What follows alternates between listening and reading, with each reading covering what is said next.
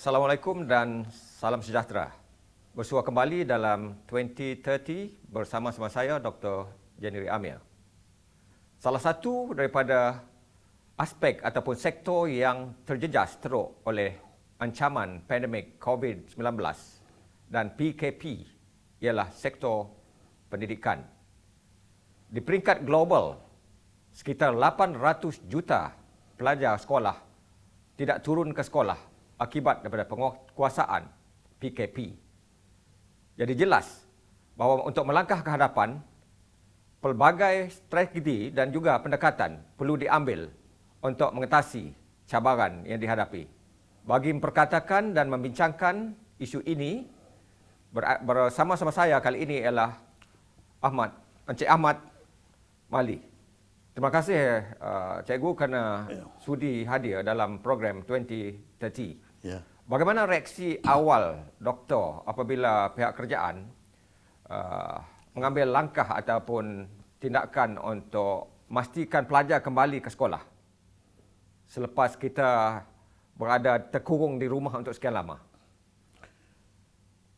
Terima kasih saudara moderator Dr. Jennery, dan terima kasih kepada TVS kerana sudi menjemput saya bersama-sama dalam program 2030 pagi ini.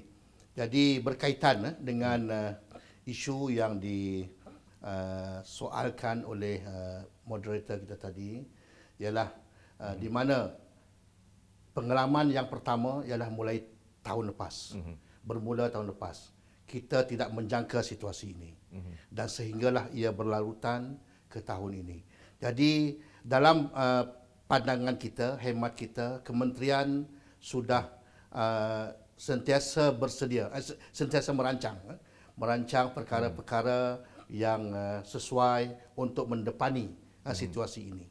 Jadi dalam keadaan ini, untuk tahun ini, di mana sesi persekolahan kita setelah sekian lama kita berada dalam PKP dan berada dalam satu perintah tidak dibenarkan berada di sekolah. Jadi tahun ini sebenarnya semua sekolah dirancang dan dijadualkan untuk berada di sekolah secara bersemuka. Bermakna PDP secara bersemuka. Tetapi oleh kerana keadaan COVID itu masih lagi belum reda, saat-saat akhir kementerian telah mengubah semula strategi di mana murid-murid yang menduduki peperiksaan SPM, STPM dan SPVM saja yang hadir ke sekolah secara bersemuka. Jadi apabila manakala murid-murid sekolah rendah, murid-murid tingkatan 1 di sekolah menengah hingga tingkatan 4 dan tingkatan 5 untuk tahun ini, mereka masih lagi menggunakan pembelajaran PDP-PR. Jadi kita lihat dari segi kesediaan murid-murid kita ataupun calon-calon peperiksaan kita, dari segi dari perjumpaan dengan ibu bapa, saya mendapati bahawa masih ada di antara calon-calon ini ataupun murid-murid kita ini, anak-anak kita ini yang akan menuduh peperiksaan ini masih rasa was-was untuk apa sebab itu semua berlaku? Mungkinkah kerana mereka ini sudah terlalu lama belajar secara online di rumah atau apa? Satu lagi ialah bukan disebabkan oleh kerana belajar di rumah, tetapi mungkin mereka lihat kesan virus ini terlalu berbahaya dilihat dari segi serangannya kepada manusia. Jadi mereka ini bimbang. Ibu bapa bimbang, pelajar juga bimbang. Ibu bapa bimbang dan pelajar juga bimbang.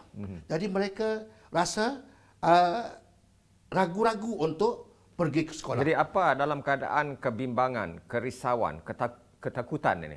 Apa langkah yang perlu diambil oleh pihak kementerian, oleh guru, ibu bapa dan secara khusus? Sebab itu, dari segi kesatuan, kita melihat tindakan kementerian untuk membenarkan murid-murid peperiksaan ini, saya katakan murid-murid peperiksaan lah, calon-calon peperiksaan ini, pergi ke sekolah secara bersemuka dan menangguhkan murid-murid yang lain adalah satu langkah yang yang sesuai. Ya. Kerana apabila murid-murid lain ini ditangguhkan, maknanya kesesakan sekolah itu dapat dikurangkan. Ya. Jadi kalau kesesakan itu dapat dikurangkan, bermakna murid-murid ataupun calon-calon peperiksaan ini lebih mudah mengamalkan ataupun mematuhi SOP-SOP yang ditetapkan. Dan pihak sekolah juga boleh menyiapkan ataupun menyediakan SOP itu dengan lebih berkesan dan sebagainya. Kalau murid-murid ini bersekaligus dengan murid-murid yang lain, mungkin terlalu sesak. Sebagai Presiden KGBS, Ya. mengikut pengamatan cikgu sendiri, bagaimana reaksi awal mereka ini apabila mereka turun ke sekolah, pelajar ini turun ke sekolah beberapa hari lepas? Secara pemerhatian khusus, kita lihat murid-murid ini memang hadir ke sekolah, Ya. tetapi dalam keadaan mungkinlah dalam keadaan yang masih ragu-ragu. Tetapi mereka dalam keadaan terpaksa sebab mereka perlu menduduki peperiksaan tersebut. Ya. Sebab itu kita harap murid-murid yang calon-calon peperiksaan ini supaya dapat mematuhi SOP yang sedia ada, yang ditetapkan oleh sekolah supaya keselamatan kesihatan mereka terkawal. Apa mengikut pandangan ataupun maklum balas yang diterima daripada ibu bapa ke pelajar sendiri, masalah yang mereka hadapi, pelajar yang akan menduduki peperiksaan ini kerana sudah ditangguhkan beberapa kali? Dari segi implikasi kepada calon-calon ini, dari segi perbualan kita dengan ibu bapa mereka secara sepintas lalu, didapati bahawa ada anak-anak mereka rasa stres, rasa tekanan. Sebab mereka belajar secara online sebelum ini seolah-olah tidak mencukupi persediaan mereka untuk menduduki peperiksaan.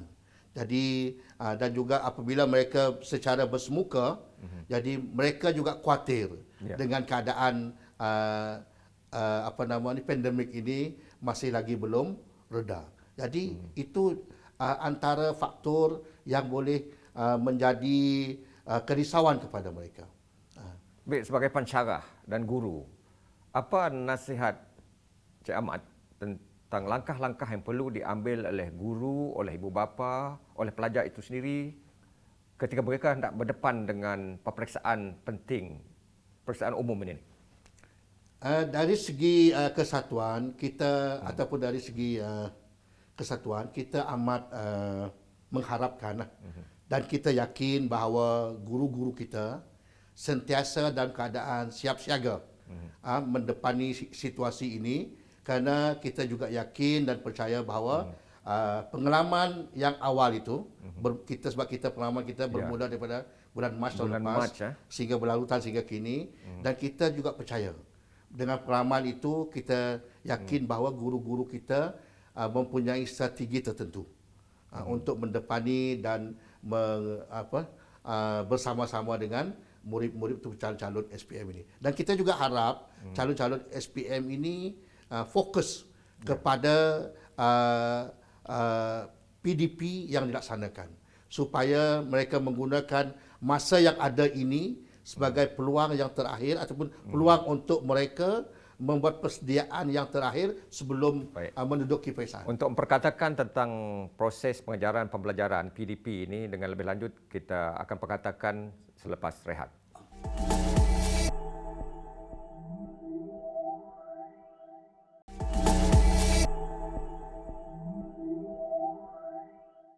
Baik, satu daripada perkara ataupun aspek yang terkesan langsung akibat daripada COVID-19 dan juga PKP ialah dari segi pengajaran pembelajaran. Bagaimana aspek pengajaran pembelajaran ini terjejas oleh PKP? Baik, jadi soalan ini perlu kita lihat dari sudut pembelajaran murid-murid itu ataupun bagaimana guru nak mengendalikan, melaksanakan pembelajaran berkenaan. mengikut pengalaman kita yang lalu, di mana fahaman kita PDPR ini di rumah ini, pembelajaran di rumah ini ialah mesti menggunakan internet. Mesti menggunakan itu fahaman dahulu, fahaman awal kita. Yang sebenarnya apa ya? Yang sebenarnya ialah apabila diistilahkan sebagai pembelajaran di rumah, internet itu adalah satu sumber yang utama. Tetapi tidak semestinya kita bergantung kepada internet semata-mata. Semata-mata. Ya. Kalau kawasan itu tidak ada capaian internet, bermakna guru kena mencari alternatif yang lain. Apa alternatifnya? Alternatif seperti sama ada guru-guru itu mengedarkan kertas-kertas soalan melalui giliran dan sebagainya, ataupun menggunakan buku teks. Malah di Sarawak ini saya membaca ada guru kita sampai mengambil inisiatif pergi ke rumah panjang dan sebagainya. Bagaimana itu, Cikgu? Itu memang tepat sekali, saudara moderator. Sebab kita kesatuan, dari segi kesatuan kita amat menghargai peranan guru sedemikian. Kerana ini membuktikan bahawa mereka sedar bahawa pembelajaran murid ini tidak harus terhenti. Begitu kalau kita ambil kira tanpa adanya internet. Maknanya kalau tidak ada internet, mereka boleh menggunakan kaedah-kaedah yang lain yang sesuai mengikut lokasi di mana cikgu-cikgu itu berada. Jadi sebab itu kita harap, kita yakin dan percaya guru-guru untuk kali ini lebih bersedia, lebih memahami situasi pembelajaran di rumah. Maksudnya ialah guru itu perlu ada inisiatif, perlu berfikir di luar kotak. Ya, begitu. Ya. Memang itu sebetulnya lah. Maknanya guru-guru sentiasa melihat kepada apakah masalah dan sentiasa mengatasinya dengan cara-cara yang sesuai mengikut keadaan di situ. Apa cabaran yang dihadapi oleh guru apabila mereka melaksanakan PNP dari rumah ni melalui online? Satu ialah cabaran yang amat besar. Kalau dibandingkan dengan pembelajaran secara bersemuka, orang akan melihat PDP secara online ini ataupun di rumah ini lebih mudah. Sebenarnya pembelajaran dari rumah ini lebih mencabar kewibawaan seseorang guru khususnya. Kerana untuk melaksanakan tugas ini, dia perlu ada sokongan dari pihak ibu bapa juga.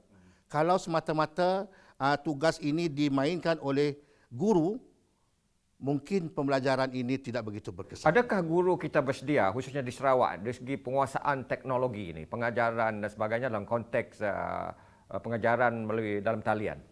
Dari segi kesediaan, kesatuan melihat sebenarnya bukan saja Sarawak, tetapi keseluruhan negara kita belum bersedia. Sebab isu pandemik COVID-19 ini ialah satu isu yang mengejut. Dan di luar jangkaan. Dan di luar jangkaan. Di mana pihak kerajaan sudah merancang tetapi belum berkesempatan menyiapkan perancangan tersebut, tiba-tiba hadirnya pandemik ini tanpa kita duga. Jadi apa langkah yang diambil oleh kementerian ataupun oleh kesatuan yang diterajui oleh Encik Ahmad sendiri untuk memastikan guru kita ini dapat meningkatkan kemahiran dari segi PNP ini dan juga dari segi penguasaan teknologi untuk mereka memastikan keberkesanan pengajaran pembelajaran? Dari sudut kerajaan, kita mengucapkan terima kasih kerana kerajaan negeri Sarawak khususnya, walaupun dalam keadaan menyedari hakikat dalam COVID ini kita menghadapi masalah capaian internet, kerajaan telah berusaha untuk memastikan bahawa capaian internet ini di setiap lokasi dipertingkatkan. Itu tindakan pihak kerajaan negeri Sarawak. Kita amat menghargai usaha ini.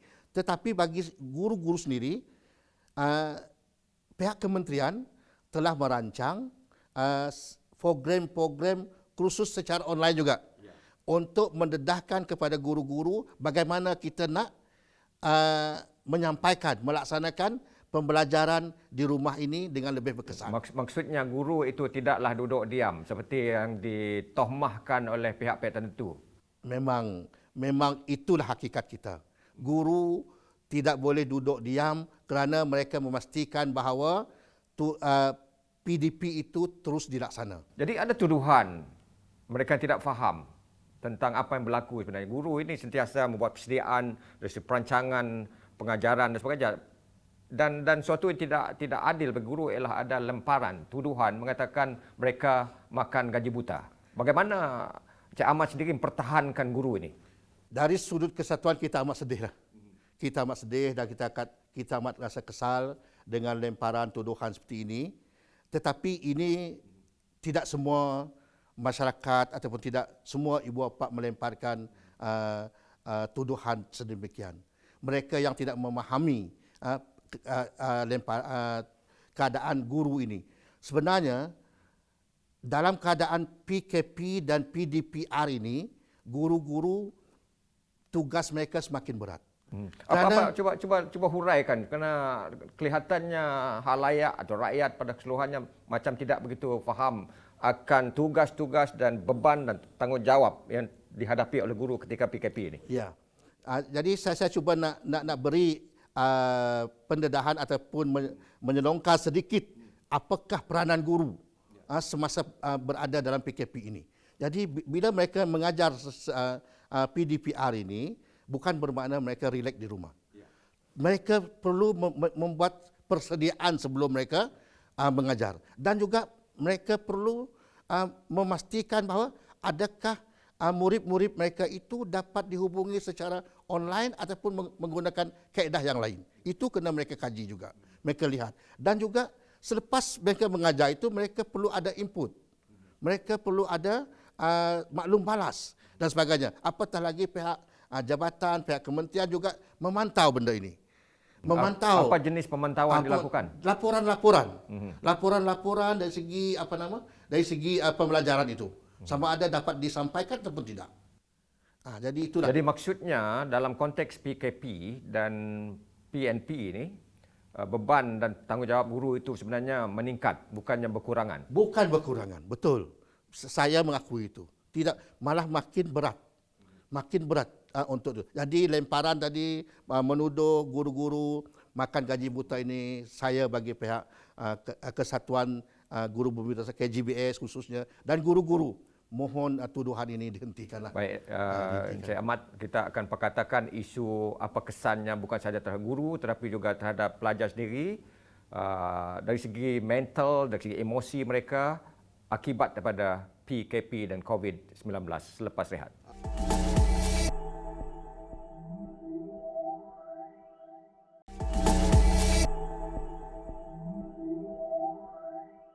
Kita memperkatakan tadi soal kesan terhadap guru.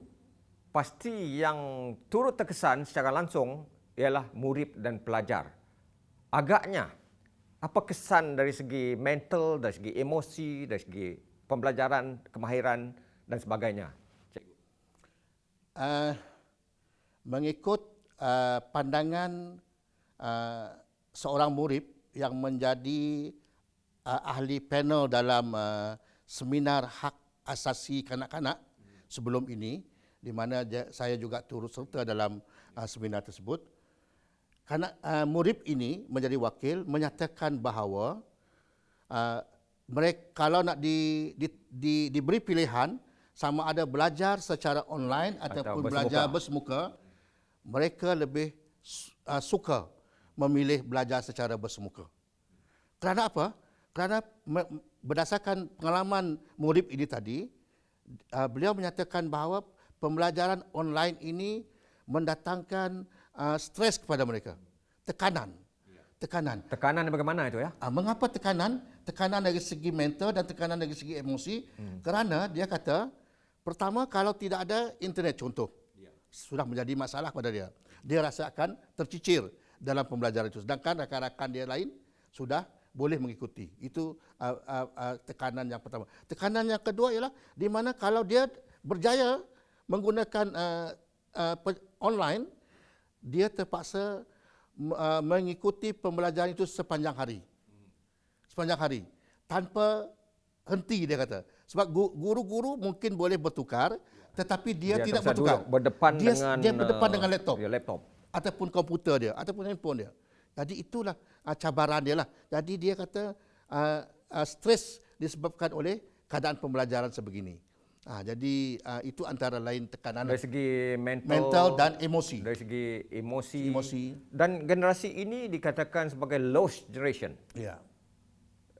Mungkin kerana jumlah mereka hadir dalam kelas secara bersemuka atau dengan guru itu amat terbatas, dan juga sebagai contoh untuk pelajar tahun 1 2020 Ya. mereka hanya berada di sekolah selama 2 bulan, 2 bulan lebih. 2 bulan lebih, ya. Jadi apa agaknya kesan jangka panjang dari segi ilmu, dari segi penguasaan kemahiran, dari segi aspek kognitif, afektif dan sebagainya, cikgu?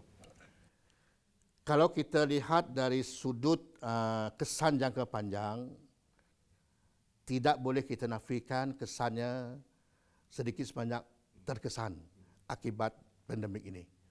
Berbanding kita bersemuka. Jadi contoh, murid-murid ini seperti mana kalau murid darjah 1, tahun 1 2020, mereka hanya dapat berada di sekolah lebih kurang 2 bulan. Seterusnya mereka menggunakan PDP. Tetapi apa yang kita dapat harapkan dengan PDPR? Kerana mereka belum mahir lagi dengan gadget-gadget peranti itu. Peranti. Jadi ini menjadi satu permasalahan, menjadi isu pada mereka. Jadi kita harap guru-guru nanti akan berusaha untuk memastikan bahawa kumpulan ini terus mendapat bimbingan secara berterusan. Bermakna guru-guru yang akan mengambil alih daripada tahun 1 ke tahun 2, sekarang ini mereka berada di tahun 2, jadi kita harap guru-guru yang mengambil mereka pada tahun 2 itu akan berusaha untuk memastikan bahawa mereka menguasai dulu sekurang-kurangnya kemahiran asas lah. Kemahiran asas. Satu daripada kesan langsung apabila pembelajaran ini dilangsungkan dari rumah ataupun melalui talian ialah terhadap aspek pentaksiran, penilaian dan juga peperiksaan. Dapat cikgu komen sikit tentang perkara ini? Untuk pentaksiran ini, sebelum ini sebab kita tidak ada pengalaman. Belum ada pengalaman lagi pentaksiran secara online ini. Hanya mereka lebih kepada latihan-latihan umum saja ataupun latihan-latihan mengikut sama ada latihan itu berbentuk formatif ataupun summatif. Berbentuk summatif. Ya. Secara apa maksudnya formatif dan summatif ni? Formatif ialah mereka setiap tajuk habis mungkin guru boleh memberi latihan untuk mengenal pasti sama ada murid mereka telah memahami tajuk tersebut. Dan summatif ini mungkin selepas 1 bulan ataupun 2 bulan tajuk itu dengan beberapa tajuk yang lain digabungkan untuk melihat penguasaan mereka terhadap tajuk-tajuk yang diajar. Jadi di sini dah guru-guru dapat mengesan perkembangan mereka. Jadi untuk kesan peperiksaan secara pentaksiran secara umum seperti mana ada UPSR dan sebagainya, kita memang tidak melaksanakan UPSR apatah lagi PT3, hanya yang kita nak fokuskan sekarang ini adalah di peringkat SPM. Jadi walau bagaimanapun keberhasilan dan keupayaan murid-murid mengikuti pembelajaran secara online itu mungkin boleh dijadikan sandaran sebagai salah satu elemen pentaksiran untuk murid-murid itu. Apa jenis pentaksiran lain? Kalau biasa kita pelajar itu duduk di dalam bersama di dalam dewan ataupun dalam bilik peperiksaan dan sebagainya serentak. Tapi kini mungkin berlaku penipuan dan sebagainya dalam online ni. Yang bagaimana guru itu memantau untuk mengelak berlakunya hal-hal yang tidak harus berlaku. Sebab itu sebelum ini kita ada satu sistem pentaksiran dalam bilik darjah.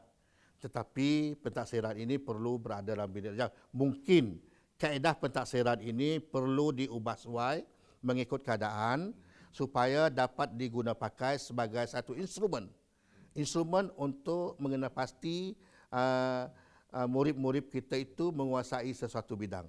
Tentang plagiat ini mungkin kita sukar sedikit untuk nak mengenal pasti sebab ini di luar bidang kita sebab masing-masing berada di rumah. Jadi sebab itu kalau di peringkat pengajian tinggi, seperti pengalaman anak-anak saya sendiri yang sedang belajar di IPT ini, mereka peperiksaan secara online, secara open book test. Maknanya unsur-unsur plagiat tidak berlaku, tidak berlaku jadi isu. Baik, Cikgu. Jadi kita nak memperkatakan hal ini dengan lebih lanjut. Bagaimana kita melangkah ke hadapan? Apakah pengajaran atau iktibar daripada semua ini kita bincangkan selepas rehat. Okey, terima kasih.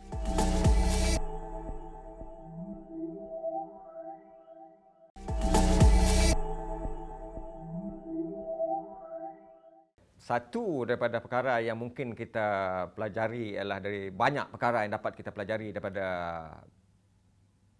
ancaman pandemik COVID-19 ini dan juga PKP. Apa agaknya iktibar ataupun pengejaran dapat kita petik daripada apa yang telah berlaku sepanjang hampir 1 tahun ini, Cikgu? Terima kasih atas soalan tersebut. Tentang iktibar ini, kita perlu melihat kepada pengalaman yang lepas dan pengalaman yang kini dan untuk masa depan. Jadi dari sudut Kesatuan Guru Bumi Putera Sarawak KGBS, ialah kita perlu mengambil iktibar ini secara konsisten ataupun komprehensif, di mana kita perlu menyediakan langkah-langkah tertentu. Salah satunya ialah sistem pendidikan kita. Apa yang perlu dilakukan? Adakah mungkin perlu dirombak ataupun dilakukan penyesuaian dari segi dasar dan sebagainya? Dari sudut dasar pendidikan ini, kita menyarankan supaya mungkin dari segi subjeknya perlu dilihat semula. Sekarang ini murid-murid kita kalau mengikut sistem yang sedia ada ini, murid kita mengambil pelbagai subjek. Terlalu banyak subjek. Dalam keadaan yang dalam pandemik ini, kita perlu merangkumkan, mengadunkan subjek-subjek ini supaya lebih kecil jumlahnya dan dapat disesuaikan dan dapat menjadi ilmu kepada murid-murid itu nanti. Misal kata, kalau subjek-subjek tertentu itu kita gabung jalinkan dalam satu subjek satu. Bahasa. Pilih elemen-elemen yang relevan saja. Yang relevan. Supaya tidak, manakala yang lain-lain itu kita boleh masukkan sebagai elemen elektif dan tambahan. Bukan menjadi satu subjek. Yang keduanya ialah guru-guru perlu dipertingkatkan dengan perkaedahan. Teknik dan kaedah mengajar. Dan teknik mengajar. Bagaimana kita mengajar secara online ini dengan lebih berkesan. Sekarang ini kita hanya try and error. Maknanya kita hanya mencuba saja pendekatan yang sedia ada. Dengan kemudahan yang ada pada kita pada hari ini.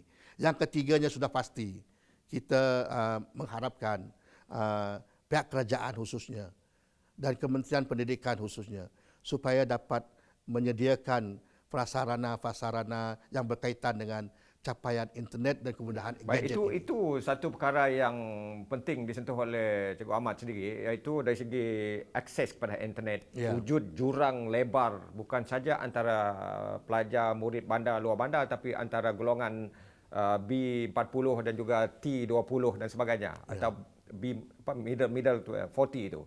Jadi bagaimana kita dapat tangani isu itu untuk melangkah ke hadapan bagi memastikan wujud kesaksamaan dari segi pencapaian atau capaian akses kepada internet dan sebagainya? Mungkin kita lihat dari segi, kalau sebelum ini kerajaan sentiasa memberi akses pendidikan kepada murid-murid melalui buku teks sebagai bantuan, sebagai sokongan kepada pembelajaran murid. Dan mungkin sudah tiba masanya kerajaan dan Kementerian Pendidikan memikirkan bahawa perlu ada peruntukan untuk menyediakan kemudahan-kemudahan gadget ini. Seperti juga konsepnya buku teks contohlah.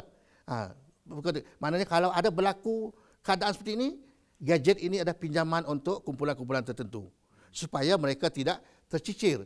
Kalau kita sentiasa mengharapkan ibu bapa ataupun sentiasa mengharapkan keadaan bertukar, mungkin mereka tidak bertukar. Bayangkan anak ibu bapa ini punya anak 5 orang anak. 5 orang anak. Untuk membeli seorang itu setiap satu peranti ini tentu mencabar ya. Ya, memang sudah pasti dengan kos yang tinggi. Jadi kemungkinan salah satu cara dia ialah seperti mana yang kita cadangkan tadi ialah pihak kerajaan dan juga KPM khususnya menyediakan peranti ini seperti mereka menyediakan buku teks. Tetapi dalam belanjawan yang diumumkan kerajaan baru-baru ini, kerajaan persekutuan, mereka nak menyediakan 150,000 komputer. Apa komen cikgu tentang hal ini? Kita memang mengalu-alukan, tetapi mengalu-alukan ini supaya dapat melengkapkan setiap sekolah. Tapi kalau nak secara individu mungkin mereka agak sukar untuk disediakan secara individu. Kecuali kalau gadget kecil ataupun laptop itu kalau dapat dikongsikan, misal kata kalau ada adik-beradik 3 orang dapat diberi satu, bukan diberi hak terus sebagai pinjaman. Sebagai pinjaman seperti mana kita menggunakan kaedah buku teks. Kalau satu keluarga dapat satu, mungkin ini dapat memudahkan lagi, dapat memberi impak yang lebih berkesan kepada murid-murid khususnya dalam keluarga B40 ataupun M40 ini.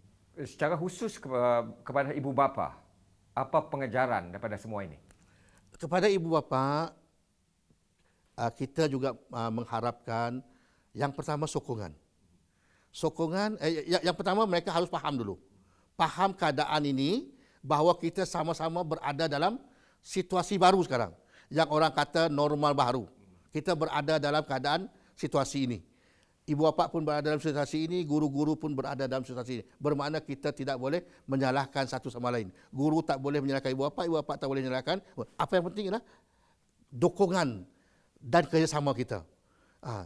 Kalau kita sama-sama memahami, sentiasa memberi sokongan di antara satu sama lain, maka pendidikan itu dapat dilaksanakan lebih berkesan. Melangkah ke hadapan, ketika berdepan dengan ancaman COVID-19 yang semakin meningkat dan pada waktu yang sama kita tidak mahu pengajaran pembelajaran terjejas di peringkat sekolah, apa nasihat cikgu? Dari sudut pendidikan ini, kita memang mengharapkan bahawa apa yang penting ialah guru-guru, kita yakin guru-guru ini sentiasa bersedia dan teruskan semangat untuk melaksanakan tugas dengan terbaik, dan kita mengharapkan juga ibu bapa sentiasa memberi kerjasama dan memastikan bahawa anak-anak mereka itu tidak tercicir daripada mengikuti pengajaran yang telah ditetapkan oleh pihak sekolah ataupun guru-guru. Jadi sebenarnya cabaran kita ialah antara kerjasama itu. Kerjasama. Kalau kerjasama antara guru dan ibu bapa dan PIBG dan pelajar itu sendiri. Dan pelajar itu sendiri. Ya. Betul. Memang betul. Kalau tanpa kerjasama ini semua, walau apapun kemudahan yang ada tidak dapat dimanfaatkan, PDPR tidak dapat dilaksanakan dengan terbaik. Kita sedang berdepan dengan satu ancaman dan situasi dan keadaan yang begitu mencabar, dan untuk melangkah ke hadapan, pastikan bukan saja kita dapat tangani COVID-19 ini dengan cara yang lebih efektif, tetapi juga untuk memastikan kualiti pengajaran pembelajaran di peringkat sekolah dan mutu pendidikan di negara ini terus dapat dilonjakkan walaupun kita berdepan dengan cabaran ini. Kerjasama semua pihak amat penting. Jadi dengan itu, sekian saja. Jumpa lagi hingga minggu depan. Salam hormat.